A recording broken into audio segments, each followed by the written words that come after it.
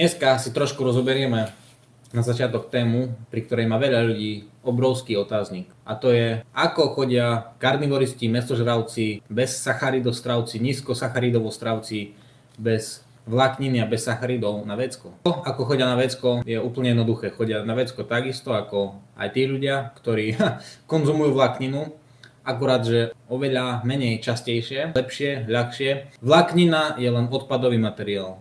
Ty skonzumuješ vlákninu, ona ti prejde krížom cez telo a potom ju vylúčiš von, pretože to je odpadový materiál. To, čo ti pomáha na trávenie, keď máš zápchy napríklad, keď máš správnu stravu, správny životný štýl, telo sa prispôsobí. Potom, čo sa týka bezvlákninovej stravy, chodenia na vecko, keď príjmaš viac bielkovín, napríklad pri carnivore diete, animal based diete a podobne, môžeš mať zápchu, stane sa ti to prvý deň, druhý deň, lenže celý život sedíš na riti alebo konzumuješ fast foody, cukríky, čipsy, alkohol, piješ do toho pivo, tak ty keď prejdeš zrazu na bezvlákninovú stravu, jasné, že prvý, druhý deň sa ti môže stať, že budeš mať nejakú zápchu, jo? Ale telo sa na to preadaptuje. Keď ideš jeden deň, možno karnivor, alebo znížiš sacharidy a vlákninu a povieš si, že máš zápchu, tak už to nikdy v živote nepôjdeš. To je najstupidnejšie, čo ty môžeš urobiť a povedať. Dať tomu jeden deň a ho povedať, že to je na nič, lebo máš zápchu z toho, vôbec. Prvý, druhý deň, OK, môže sa ti stať, lenže telo sa adaptuje na to, čo robíš dlhodobo, aj na to, čo ješ dlhodobo. Čiže ty keď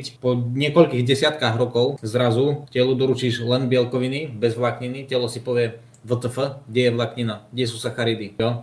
Tam sú aj iné vedľajšie účinky, tie prvé dni, väčšia nervozita, u niekoho možno bolesť hlavy, pocit, že potrebuješ niečo svieže skonzumovať, pretože si zvyknutý na tú vlákninu a sacharidy. Pri bezsacharidovej strave, čo sa týka chodenia na vecko, chodí sa ti oveľa lepšie na záchod, akurát, že nechodíš zďaleka tak často na záchod a oveľa lepšie sa ti vykonáva tvoja potreba, ktorá není bez vlákniny alebo s minimum vlákniny a sacharidov. Menej odpadového materiálu máš v sebe, telo nemusí toľko tráviť, viac živín, bielkovín vstrebe do seba, väčšia biostrebateľnosť a biodostupnosť, ideálne zo živočíšnych produktov. To je toľko k tomu, čo sa týka chodenia na vecko. Bez vlákniny a s väčším množstvom bielkovín. Ďalej, včera sme si trošku rozberali transtuky. Transtuky nájdeš bežne v obchode, v pečive, hej, sladké, slané, to je jedno. V čipsoch, v cukríkoch, potom vo fast foodoch. Tam, kde je rafinovaný cukor, rastlinné oleje, akékoľvek slnečnicový, repkový. V kombinácii slnečnicové oleje, rafinovaný cukor a lepok, to sú najväčšie ničiteľe zdravia. A také veci ako donaty, šišky, sladké pečiva, to sú ideálny príklad, hej.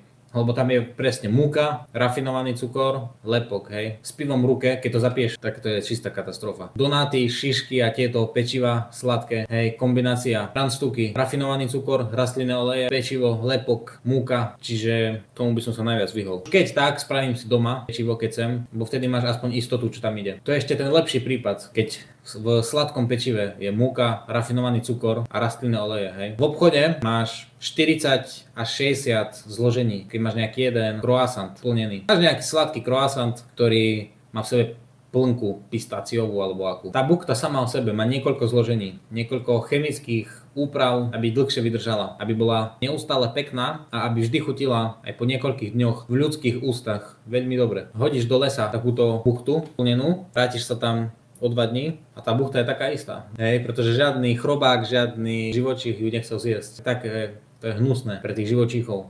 Žiadne mravce, nič proste, žiadne vtáky si to neulovili, túto buchtu. Robili aj experiment na McDonald's, nejaký burger. Dali to do lesa a na celú noc to tam nechali. Prišli na druhý deň ráno, ten burger bol nedotknutý od nikoho, od ničoho. Žiadne chrobáky, nič to nechcelo, ten burger.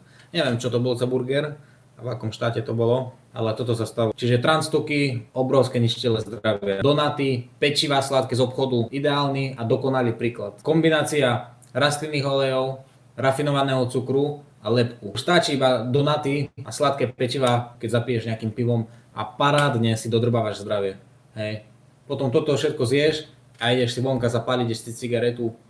Nič lepšie na to, aby si sa sám dodrbal, už asi neexistuje. Ďalej, ľudia si myslia, že keď chcú prejsť na zdravší životný štýl, čo sa týka rafinovaného bieleho cukru. Ľudia, keď chcú prejsť na zdravší životný štýl, myslia si, že keď z bieleho cukru prejdú na hnedý cukor, takže to je nejaká zdravšia alternatíva a že týmto si to dokážu vykompenzovať. Absolútne nie. Ty keď chceš prejsť na zdravší životný štýl, tak eliminuješ úplne cukor. Najprv ho obmedzíš, aby to nebol pre teba a pre tvoje telo veľký skok že ty príjmaš veľa cukru a zrazu nič. Postupne si pridávaj menej cukru, až kým ho prestaneš konzumovať.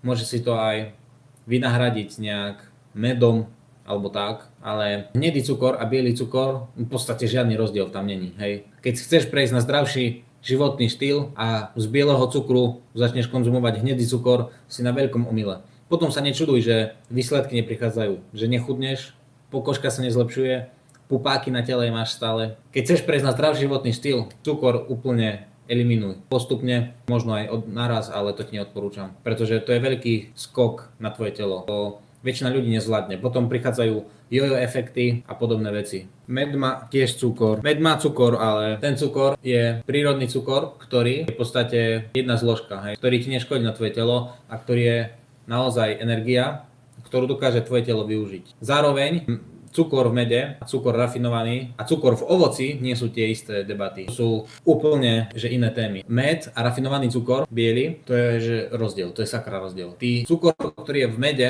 dokážeš využiť na svoj prospech. Není nezdravý, nerobí sa ti po ňom po konzumácii bordel v krvnom obehu. Nemáš v neho pupáky, neničí ti leptinovú senzitivitu.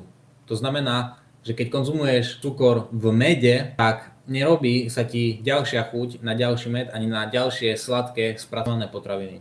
Cukor, ktorý je v mede, je prospešný pre človeka. Je esenciálny? Nie. Dokážeš bez neho prežiť. Ale parádna alternatíva namiesto sladkého a není to tá istá debata, hej. Že cukor je aj v mede. Ak by ste mali nejaké veci, ktoré by ste chceli dopodrobna prebrať na streame, kľudne mi to napíšte. Ale pokiaľ by ste mali čokoľvek, čo potrebujete prebrať v rámci či už psychických problémov, depresie, zlé stavy, alebo nutričnej disciplíny, zdravej trajektórie života, či už chceš pribrať, nabrať svaly, schudnúť, alebo sa len udržiavať a nevieš, čo máš jesť, aby si zdravšie jedol, alebo chceš ušetriť peniaze na strave, čokoľvek v rámci zdravia, psychického zdravia, v rámci problémov, v rámci mentálnych problémov, tak to vyriešime. Pokiaľ by si to chcel prebrať z očí v oči, cez kameru, napíš mi osobnú správu. Mám ešte miesta nejaké na môj program, ktorý robím zadarmo. Zadarmo konzultácie so mnou. Takže ak by si chcel so mnou analýzu tvojho problému, ešte mám nejaké voľné miesta v kalendári. Momentálne dávam na určitý čas zadarmo, aby som pomáhal ľuďom vyriešiť ich problém s tým, že si vybudujem dôveru a zároveň, že ten človek sa nebude báť, že príde o nejaké peniaze, pretože to má celé zadarmo. Čiže napíš mi, pozrieme sa na to. Ak by si mal nejaké anonymné otázky, napíš mi na telonym, ale nájdeš ho aj v bio na Instagrame alebo TikToku a dneska to hodím aj na YouTube. Čiže tu sa ma môžete na tomto linku pýtať anonymné otázky, len ty budeš vedieť, že ty si sa tú otázku pýtal s tým, že na ňu odpoviem verejne a 100% anonymne. Čiže vidíme sa na budúce, majte sa pekne a čaute.